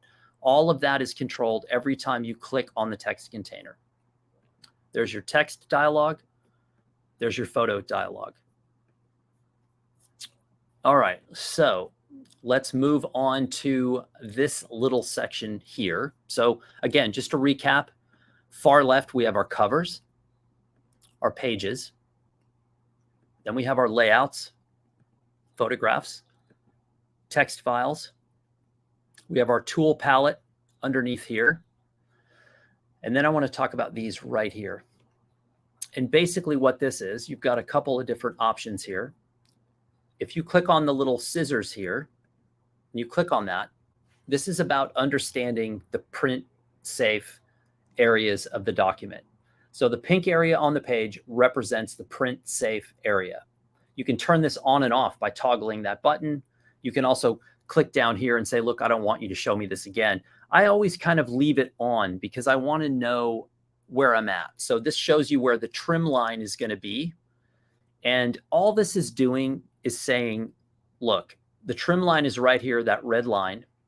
And if you have something of critical importance, you want to make sure to keep it out of that pink area. So if this person on the horse was absolutely critical to me, I would not want to drift them over into that pink area. I'd want to leave a little wiggle room and have them on far enough onto the page. The middle section, this section here in the middle, is just showing you what you're going to lose in the gutter when that magazine is folded up. So this area, again, if the person on the horse is critical, do I want to put them in the middle of this pink area? Obviously not. They're going to get completely lost in the fold. I'm going to move them over, have a nice little gap here in the middle of the frame between the person on the horse and this other person, where when I look at this, I know this little line down the middle is the gutter. I'm not going to lose anything in the middle of that spread. So that's why it's there. You also up here have guidelines. So I can turn on these guidelines and I can drag them to use for measurement. Some people love to work with these grid lines and some people don't. It's a personal preference. There's no right and wrong here, but if you want grid lines, you can do that as well. And then you also have the third option up here is the rulers. So as you can see across the top, I can turn these rulers and on the top and sides on and off. So again, some people are using these guidelines and they're using the rulers to do specific measurements. And if that's what you're looking for, that's where you find it. Sometimes I'll work with the grid line, sometimes I don't. I typically don't do a lot of work with the rulers, but I do leave this on all the time because I just want to see where I'm working here. And when you, there's another button over here that I will show you that's a super strategic on how to view your pages. Okay, so we're going to move over to the far right section. And then we're going to look at my favorite button, my favorite tool of the whole software. So you'll notice that this image right here has a giant yellow triangle warning sign in the upper right. That was strategic. I had to drag something in that would give me that so I could show you what this is. This is basically a warning sign from the software saying something the software sees isn't right. So when I click on it, it brings up a dialog box that says, hey, this image spans across the pages. So the software is just saying, hey, you realize, of course, that this picture is going to cross the gutter and you're probably going to lose something in the gutter. It's reminding me that this is going across the gutter. So all I have to do, if I already know that, is hit ignore, submit, and that warning sign goes away. So anytime you see those yellow triangles, you click on it, it tells you what the problem is, allows you to address the problem, and then move on. The next button over here that I really want to talk about is preview. I absolutely love this button. I think this is something you're going to be bouncing in and out of the entire time you're starting to make your portfolio. And that is when I hit preview, look at what happens. It cleans up the entire screen. I can then use the plus buttons up here to zoom in if I want to see the whole spread. It basically allows me to cleanly see what the spread looks like. So for example, if I'm moving fast and I've got my text box over here and I think it's aligned and it's not quite right, and I go up to the preview button and I say, oh man, I'm going to zoom in here. What's going on? I can clearly see that my type is overrunning the photo. I know that something's not right. I go back here, slide it over a little bit, go back to preview, and now I can see that I'm good. I bounce in and out of this preview page all the time because I want to see each spread clearly and see what's working. I just want to see overall how it feels. Does this feel right? Is this typeface too large? Does it need a little more space? How is this going to look? Am I going to lose anything in the gutter? Maybe I need to just move this over a tiny bit more, just a little bit to the left. Maybe that looks a little better. Yes, that gives me a little bit more space between the horse's head and the gutter. That's going to work better. Go back to the project. So this is a button you're going to use all the time. The last button over here to the right is your upload button, and this is what you're going to hit when you're done, when it's finalized and you're ready to go. You're going to hit that upload button, walk through the steps, and your book is going to land on the Blurb site, and you're going to be thrilled. You're going to then brag to all your friends about how you dominated the portfolio process and probably become rich and famous. That's my best guess. But I told you I had a favorite button earlier that we haven't hit on yet. So recap, upper left, covers, pages, layouts, photos, text files, print safe, guidelines, preview button. But right here is called manage pages. And when I hit this, this brings up my entire document. This is where you can get a bird's eye view of your entire portfolio. So next Tuesday, when we start building these and I show you the portfolio that I built, you'll see the entire document in here, which has probably 40 or 50 pages that are designed portfolio. This lets me see the entire thing. So when we talked earlier about sequencing, this is critical to the sequencing because look, I've got two verticals here, right? Let's say that I don't want two verticals here. I want a horizontal in the middle. All I have to do is drag this over and it allows me to resequence. Let's say that I want to add this little circular effect after this main lead photograph, and I can drag and drop to alter my sequence as I go. This is an invaluable tool that I use all the time to figure out how it looks and feels overall. Then I go back to the project. I come back down here. I keep designing. I get to a page I like or don't like. I go to preview, take a look and say, okay, you know what? That's on the wrong page. Like this guy needs to be, I think it needs to be, let's see, do I want to move him I don't know, maybe I want to do, let's see, a one spread photo. Let's go here, and I want to eliminate him because I think he should be on this side facing more into the page as opposed to the other side. Yes, that looks way better. Go back to project, go to manage pages. Does he fit right here, or is he better right here? This, in essence, bouncing between those two buttons is bookmaking. It's that simple. You've done your edit, you've chosen your materials, you've figured out what your price point is, you're figuring out whether this is a personal use case or a professional use case. You've done your super tight edit, you've got your sequence where you think you want it, but this allows you to come in here and fine tune. And that, in a nutshell, is Blurb Bookwright. But again, if you've never used this before, it's going to take a couple of test drives. But as you can see, it's pretty basic, pretty simple. If you get stuck, have a list of questions for next week that you can fire into the chat. But I think right now what I'm going to do is open it up for questions. And I'm going to, let's see here. I'm going to stop my screen so that you are just stuck with me. How's this glamour lighting? Is this, whoa, that's a bit much. I think the glamour lighting is okay. I'm going to go to some starred questions here and work through these. So if you have questions, and I'm sure that there's a multitude of questions out here from formats, trim sizes, softwares, and our Bookwright questions, just please fire them into the chat and I'll get through as many as I can in the next 15 minutes before I give you your homework assignment. Okay, let's see here. Charlene asked, what is the best software to create a 300 DPI JPEG? Charlene, there's quite a few softwares out there. A lot of people use Photoshop. Some people use Lightroom. It just, all it requires is a program that will allow you to define what kind of image you want to make or what kind of file you can export from. So it could be a native camera software. It could be an Adobe product like Photoshop or Lightroom.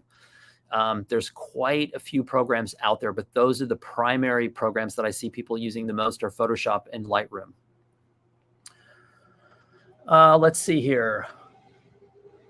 Gloria wrote the difference between Bookwright and Lightroom and the plus and minus points from each other. So I use Lightroom for my editing needs, but I do 99% of my bookmaking in Bookwright. I think Bookwright has more options when it comes to design. I think there's more design features. There's better type features. So when I'm designing with type and photographs, there's more options in Bookwright. Where Lightroom really shines is the fact in Lightroom, you can work on your images, your photographs, and work on your book in the same piece of software. So for example, if you drag an image in Lightroom into the book module, into your book, and you look at it and say, I think that image is a little dark, you can go back to your develop module in Lightroom, tweak that file, and the tweak will show up in the Blurb book, in the book module in Lightroom. So you're in the same software, image manipulation and book design in the same software. So the key word with Lightroom when it comes to books is efficiency. The key word for Bookwright is that you have more options. There's more design options, more type options. So it's a little bit more design centric than Lightroom is. But they're both really good. And if you've not used either, I would suggest you try both. There's a photographer in Arizona named Jared Platt who makes books in using the Blurb module in Adobe Lightroom, and they're absolutely gorgeous. So if you want samples of what can be done in the Lightroom book module, look at Jared Platt, and that's Jared Platt. And then I would also use Bookwright because I think it's a great piece of software. And then when you get super sophisticated and become a bookmaking star, then you can move on to Adobe InDesign, where there are no limits. Adobe InDesign it's scary for a person like me. It's like looking at a blank canvas. Okay, let's take another question here. Do the trade mags have a binding that can be labeled too? So trade books and magazines are two separate things, but yes, you can put things on the bind. You can design onto the bind on both of those. And, but it has to be a certain width. If you're going to do a tiny 20 pager, you're not going to be able to put anything on the bind. But if you're one of those Einstein people and want to make something mysterious, and you make whatever, a 200-page trade book that's nice and fat, you can put something cool on the bind. Trivia question: what's the page count limit on a premium magazine? Think high page count. 240 pages. And yes, I've made one of those as well. It's one of my favorite publications I've ever made. So magazine, 240-page magazine, looks gorgeous. It's almost like an enormous softcover book. So it's worth doing. And I think it's so affordable. It's an amazing collaboration tool. It's an amazing, if someone out there has produced quite a bit of work, you could do a 240-page magazine. It looks fantastic. Okay, let's see here. Okay, so Alex Betcalf wrote, what is the best format for trade book / photo books? Okay, so that's a bit, I got to unwind that a little bit, Alex. So trade books are one format, photo books are another. But what I think you're asking is, if you're going to use a trade book as a photo book, what's the best format? Which is a great question, because that's what I do all the time. I use trade books all the time. Trade books were never originally intended for illustrated content. It wasn't like the powers that be that invented the trade book said, hey, these are going to work great for photo books. It was up to people like us to say, hey, these formats are really strategic. I think they'll actually work as photo books. So there's one paper type in the trade book family that, if you're going to use a trade book as a visual portfolio, the paper type to look for is called standard color paper. That's the highest quality paper in the trade book offering. It's the paper that I use probably 95% of the time when I make a trade book, because I'm doing artwork and I'm doing photography and I'm doing illustration and I'm writing. It's always a mix of those pieces. And that paper works very, very well. I often keep them as soft covers because they're so affordable, but just know that you can also do a hardcover in a trade book as well. They look beautiful. Again, they're just different from photo books. My suggestion is you test both of those. Test a trade book and a photo book, because they both are going to serve different purposes. Okay. Let's see here. What is the next question? Okay, Joe wrote, what about portfolios that are meant to be left behind with an editor? It's a great question. And I have a funny story to tell you about this. And that's from Joe. What about portfolios that are meant to be left behind with an editor? So I've seen everything left behind. I've seen people leave behind enormous hardcover Layflat books. Most of the time, editors don't want to be responsible for that. And most editors have small offices these days, so they're not looking for anything big. So what you're looking for is something small. I think trade books are a perfect leave behind. Even the 5x8 trade book, which is basically novel size, that's a super strategic tool. That folding book I showed you before, that's a 5x8 trade book. I make 5x8 trade books all the time. I use them for my journals as well. I think it's a great tool. So those are very small and they're not precious. So a photo editor, if you made a little 6x9, for example, let's say you took a 6x9 trade book and you made a notebook / portfolio. Let's say that you were after, I don't know, Mary Swanson is the photo editor for Look magazine in New York, and that's somebody that you really want to work with. You design a Blurb notebook, designed notebook portfolio for Mary Swanson, and you write a little note, a forward to the book, and say, Mary, my name is Joe Pox. I'm a photographer in Wisconsin. And I've admired the magazine for a long time. This is my portfolio. Would love to have a chat. I'd love to show you more work. And you send that to her. If it's notebook, 6x9 is small enough to fit in a purse, small enough to fit in a satchel, backpack. It'll travel and carry well. They may look at it and say, you know what? I carry a notebook all the time. I'm going to use this. Now, all of a sudden, your work is with them all the time. And by the way, it could take her weeks to fill that notebook in. So your work is basically with her for weeks over time. The trade book is perfect for that. Magazine is probably slightly too large. Maybe she doesn't want to put that in her backpack or satchel and take it with her. A photo book is certainly going to be too large. But when Mary says, wow, this person's pretty ingenious, this person has a really interesting style, I like this work, I want to have a subsequent conversation, maybe we have a face-to-face, that's when you bring the larger portfolio. That's where the photo book or the Layflat or the magazine comes in. So again, when it comes to portfolios, that body of work that I've been showing on and off tonight in the software demo and earlier in the presentation, that body of work from Sicily, I have 9 different portfolios for that work. 9, because each one of them serves a different purpose.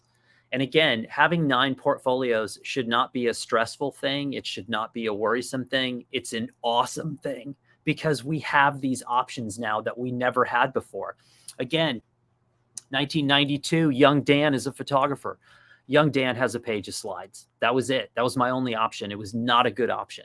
And now old Dan has 9 versions of that portfolio from the Sicily work. So if I'm meeting with a publisher, I'll show one thing. If I'm meeting with a gallerist, I'll show somebody else. If I'm meeting with a magazine that I think should run an editorial spread of that work, I've got a whole nother portfolio for them. So it's a blast putting all these things together. Take your time, have fun with it. But Joe, there's a ton of stuff that you can make that's inexpensive to leave behind. Let's see. Kristen wrote, how do you find out about the portfolio review events? So the best way to find out about portfolio review events is you've got to tune in to what's happening in the professional industry of photography. One of the best places to start is the Palm Springs Photo Festival, which happens once a year in the spring in Palm Springs, California. It was founded by a guy named Jeff Dunas, who's a pretty amazing guy that founded this festival about 15 years ago. Palm Springs does 2 portfolio reviews a year at least. One is in Palm Springs and then one is in New York. And that's a good place to start. And also the faculty list at the Palm Springs Photo Festival and all these festivals. The Paris Photo is in November in France. That's a huge photo festival. The Arles Festival in France. There are photo festivals happening all around the world. And typically at these photo festival style events, there are portfolio reviews. You typically have to pay. You'll pay a certain amount of money for a certain amount of reviews, and you typically get about 20 minutes per review. And it's fascinating. But here's the thing. These are professionals that you're showing your work to. And the professionals have a responsibility to help maintain the quality of our industry overall. So don't be surprised if you sit down with someone that says, oh, I love this work. I think this is great. You know, I would change these 2 things, but I think you're really on the right track, Kristen. But you might also sit with someone that says, I don't get it. I'm not really in tune with this work. So you're gonna get a little tough love along the way, but that's a good thing. That's what they're there for, is to really share with you the truth of how they see what it is you're doing. It's invaluable. I told you last night I had my work critiqued really for the first time in, I think, 13 years. And it was awesome. You know, and when people said, you know what, I would take out whatever, those 2, 3, 4 images, those are images that I like blood, sweat, and tears to make those in the field. And they looked at them and said, look, those aren't good enough to fit in the rest of the body of work. They're making me better. You know, that's a hard thing to hear, but overall, they're making me better. Okay, how about a story? Let's see here. I'm going to skip up to this one. Alex wrote, have you ever used poetry in your books? The short answer is absolutely yes. In fact, my most successful Blurb book of all time was a $2.95 book that was soft cover, 11 photographs, 22 pages, and a poem. That's it. And one of the people who critiqued my work last night, I had to critique hers. And she did this really beautiful body of work sort of about love and loss in her family and also the transition between seasons. It was a really cool, interesting, ethereal project. And when I saw the work, I just saw the photographs alone. And in my head, I thought this work would be best paired with poetry. And then I later found out that that's what she was doing, that she had written poems to accompany the work. So absolutely, poetry is valid. If you're doing a portfolio specifically, adding a poem is not necessarily a bad thing, but I would also add some very straightforward things about, contact information. We're going to talk about this next week. Branding, your studio, your logo, your contact, your telephone, your email, not just an Instagram handle. If you design a portfolio and all it has is an Instagram handle, I'm going to track you down and fine you for doing that. So next week, we're going to talk about the kind of things that you want to put in here, and I'll show you examples on like how to put it in, where to put it in, that kind of things. But yes, poetry is absolutely fair game. Ted, my friend Ted, by the way, Ted, it still works. Still working, my watch. That's a long story. Anybody who's on my YouTube channel, you'll know what I'm talking about. I have a bad history with watches. Ted asked, is Bookwright appropriate for narrative books and typesetting? Absolutely. You can make any kind of book in Bookwright. You can do anything: type, design, graphics. Literally, someone asked me last night, what kind of books does Blurb print? And I said, if you can name a kind of book, we've printed it. And 99% of those are a significant portion of those are printed in Bookwright. So yes, it's perfectly appropriate for that. So I think we have reached the end of our time. I know that there are a zillion questions we didn't get to. That's a good thing. I'm so happy that you were so engaged as you were tonight. I'm hoping this was a helpful presentation. Again, next week, we get to the nuts and bolts, the lifting of actually designing the portfolio. And I will have a couple of different versions of things for you to see. And you'll get ideas in terms of the front matter of a portfolio, the back matter, the branding, the placement, how many images, how many pages, all of those things we're going to walk through next week. And we're going to have Esha Kyokyo, who's a photographer in Santa Fe, who has a really interesting portfolio story and also samples of the portfolios that she has now from an ongoing project. She just won another big environmental grant. She's a very, very intelligent, fun, driven photographer, and is basically a really inspiring person to be around in general, and her portfolios are gorgeous as well. So I think that's about it for now. I appreciate you being here. Again, if you do not get a link to next week's program by 24 hours prior to the event, make sure to reach out at events.blurb.